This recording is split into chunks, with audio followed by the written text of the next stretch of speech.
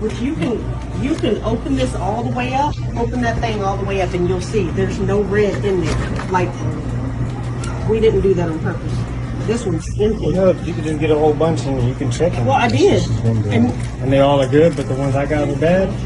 Okay, so so shake this. Keep one just in case. Shake it. Yeah. So you see? Okay. So you video? So you see that's the difference between that and that. Look, I'm pressing on it, nothing's coming out anywhere. Okay? Watch this. So watch this. Look at this. Look at that. Now you see why I tell you to pull that whole box? Smell that. It smells like bleach. You mean to tell me they got hot sauce packages, the Diablo sauce that's filled with bleach that smell like bleach?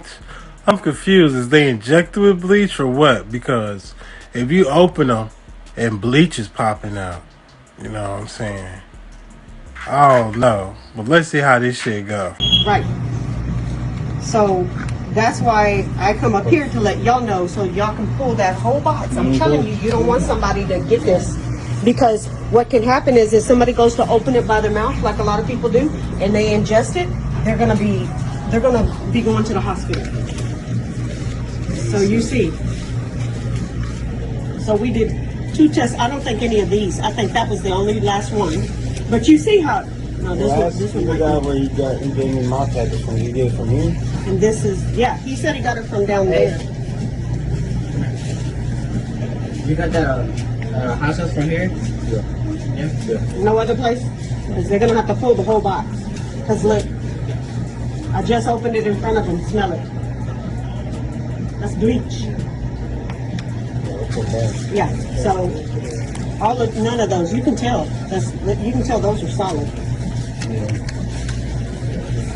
How did I get like 6 bags? I know we did 3 at the house. This is 4. So we had 4 of them. Like that, and I don't know if any of these are. I'm gonna keep these because these are the ones that came out the drive-through.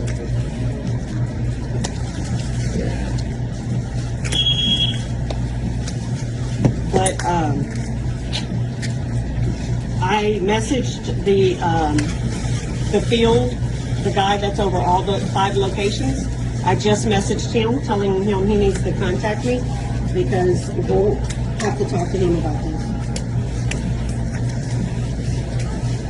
I don't know if you want to call him. Well, all I can say is they lucky that they were some nice people that came and let them know about the issue they was having. Instead of, you know what I'm saying, going up there acting all ratchet, clowning and shit. Like we even seen in some, you know what I'm saying, some videos. Also in the news. Them sauce girls, they would have probably been clowning if they would have got some shit like that. Because they would have been like, oh, hell no, bitch. You trying to motherfucking poison me, bitch. You cannot do this to me, bitch, because I asked for a lot of sauce, and then you gonna give me a lot of sauce, and now these motherfuckers smell like bleach, and they filled with bleach, bitch? Oh, yeah. See, they would have told Taco Bell up. So it's a good thing the sauce girls that's in New York didn't come through and fuck them up, you know what I'm saying? It's a good thing they didn't experience that. Get on the ground right here! Do you not listen? Get on the ground! Get on the ground! The boys in blue have sworn to protect and serve, but some corrupt cops put others in danger. Here are 3 times cops were caught on camera doing something they shouldn't have. 3. Daniel Starks. It's July 16, 2018 in Mississippi. An officer from the Meridian Police Department is chasing a shoplifting suspect while calling for backup. The officer steps out of the vehicle with his gun drawn, gets the compliant suspect out of his car, and handcuffs him. Everything is normal until Officer Daniel Starks shows up. He's not done. He goes to his vehicle to get his stun gun. 1 to 6, y'all stop.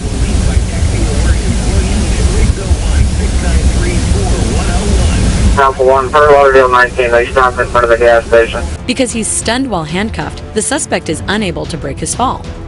So you mean to tell me, Daniel Stark, that you picked up the taser after you dropped the boy? All you guys there, you know what I'm saying, got him handcuffed behind his back. Why you need to use excessive force and still stunned the man anyway. He was up there like, I need to stun a motherfucker. That's how he was. Like, oh, I want to stun a motherfucker. That's how he was feeling, because there was no point of motherfucking stun gunning the dude. You know what I'm saying? The boy was chilling. I mean, your boys was there, got it under control. You could have just gotten your goddamn squad car and left. Or if you was a rider, you could have fucking sat in your goddamn passenger seat and waited. Now, other officers are trying to get him back on his feet, but he can't stand up. Officer Starks reacts by threatening to tase the suspect again, aiming the stun gun at his head. Ultimately, the other officers reported him to their supervisor, and he was fired. Starks pleaded guilty to using excessive force, and his sentencing hearing has been scheduled. He could face a statutory maximum punishment of 10 years in prison and a $250,000 fine. Yeah, but I just gotta say, shout out to those good officers that was there doing the job properly. When he came and took matters in his own hands and wanted to hurt somebody. Now, I hope that whatever he was going through, that they dropped that shit if they didn't pay him for what he did to him, because for the simple fact, I mean, he was unable to break his fall, handcuffed behind your back. What's the point of stun gunning the man for, man? Like, it don't even make sense. You feel me? Like, your boys was there, had it under control, man. That's all I'm trying to say. Y'all be careful out there, because it's crazy. The shit that I be seeing sometimes. And I know this happened, and we just talking about it, reviewing it or whatever, but anyway. 2. David Dukes. On July... Oh, shit. Look at his motherfucking face. What's his name? David Dukes. Number 2. He must be the second worst motherfucker that they didn't capture on here, because it was only 3. So let's see what David Dukes did, because David Dukes looked like a serious David Dukes. On July 26, 2021, in South Carolina, the Orangeburg Department of Public Safety received a 911 call claiming there was a man in the area with a firearm. Officer David Dukes goes to the area, and all hell breaks loose. Hey, let me see your hands. Bird, get on the ground. Get on the ground. Get on the ground right here. Get on the ground. You, burgundy shirt, get on the ground. The man in the burgundy shirt is 58-year-old Clarence Gaillard, and this is his cousin, Demario Julian. Gaillard is physically disabled and has metal rods and pins in his body from an accident he had years before. On the ground. On the ground. Get on the ground. Do you not listen? Get on the ground. Get on the ground! Gaillard can't get on the ground as quickly as Officer Dukes wants, and he gets no chance to explain. At that moment, Dukes uses his foot to stomp on Gaillard's neck area, forcing his head to hit the ground. There's a gun behind me. There's a gun, I believe, behind me. I ain't got no gun neck. Put your hands behind your back.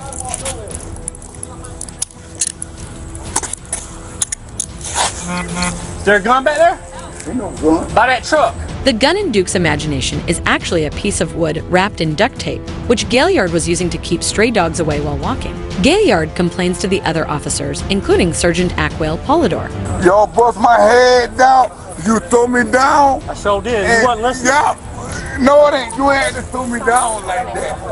I'm disability. Okay. I got head problems. Dukes then tells his colleagues an inconsistent version of the story. Julian checks his cousin's head injury while Officer Dukes collects Gaillard's personal belongings and the stick as evidence. Mayor, I'm going to take that in the evidence of what he had. What? Well, I mean, that's the reasons I did what I did. You know what I'm saying? That's where I'm coming from. Finally, they uncuff Gaillard. Julian asks for information to file a complaint. Can I get a car for me? I don't have one there. We don't have one. They don't give us cars. Sergeant Polidor immediately corrects his lie. Hold on, we have cars. Man, y'all see how the fuck he came up there and grabbed, well, really, he kicked him in the head and hammed him up like fucking hard as hell. And that's a man kick to your head. That's head trauma.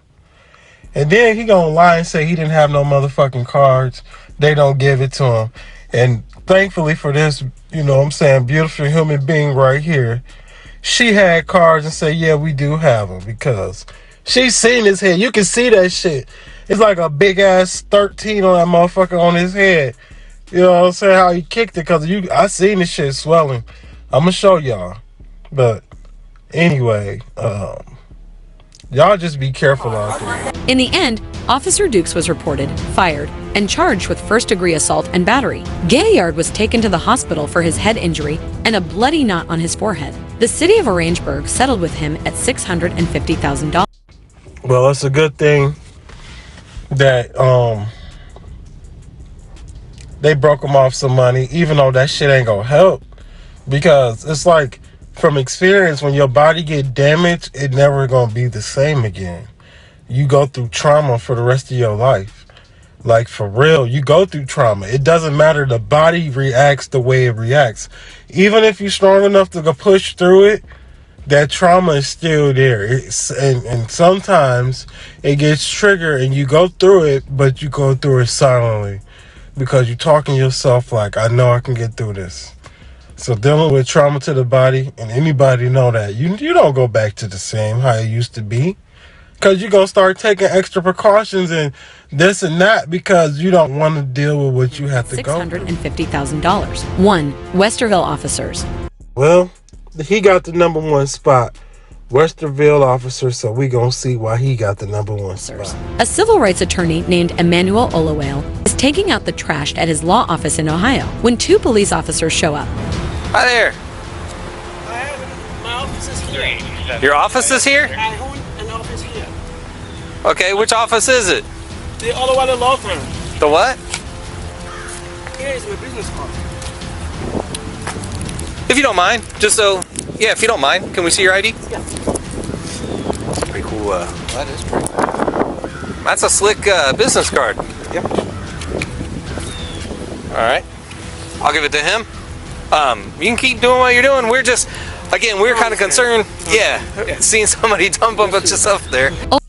So you're approaching somebody with some pretty nice sunglasses on or sunshades, and he's driving a Tesla that's like a goddamn Batmobile, because that's them eagle wings on that Tesla, high, open and closed. He's dumping trash. You have an accent. Foreigner is what he's thinking. So yeah, he's about to probably fuck with him. Let's see how this shit play out, since he got the number one spot. Olawale now wants his ID back. Don't run it. Don't run my card. Don't run my ID. Huh? Don't run my ID. Don't run your ID? You have no reason to. Well, we're going to at least mark it down. We're going to take down your information. Nope. I'm on my property, putting trash in mine. Okay, but this is not just your property. It's several people's property. The argument continues. I'm a lawyer. I know my rights. Okay. I'm not violating any law. I'm on my property. There's no suspicion. No one called anybody. So don't run my ID. I only identify myself so that this won't escalate. The cops say he may be illegally dumping trash, and they want to write down his information for their police report. The attorney objects, explaining the dumpster belongs to the whole office complex, and he literally pays to use it. They give him his ID and license back, but once the cops get back in the cruiser, Hey, just turn around and get out of here, and then we'll look him up. they still run a background check on him, contradicting what they told him. Nothing comes of it. After the incident, Olawale said that he had a problem with his ID being taken because it meant he was detained. If I tried to drive away in my car, they could discharge their weapon. If I tried to walk away, they could say I was fleeing. He believed that he was racially profiled. I don't want to question their motivation, but I believe if I wasn't black, they wouldn't have tried to go forward. See, my man said, I'm only telling y'all this shit because I ain't trying to have no problems. And that's how I think all of us should be. Happy, free, you know what I'm saying? If we can help someone out, help each other out. Ain't no problems with nobody. Everybody just be cool, you know what I'm saying? Don't nobody be on no bullshit. Like, that's how you think this motherfucker should be, instead of motherfucker trying to rob you, kill you, rape you, tell you what you can and can't do, even if it's right. You know what I'm saying? You only get certain opportunities and shit. So it shouldn't even be like that, United States and the world. You know what I'm saying? It should be a country that set an example for everybody to lead by on some real shit. You know, should nobody be beefed out, beefing out, none of that. But I think the number 2 should have been number 1 because he got hurt. And it should have been like 3 or some shit.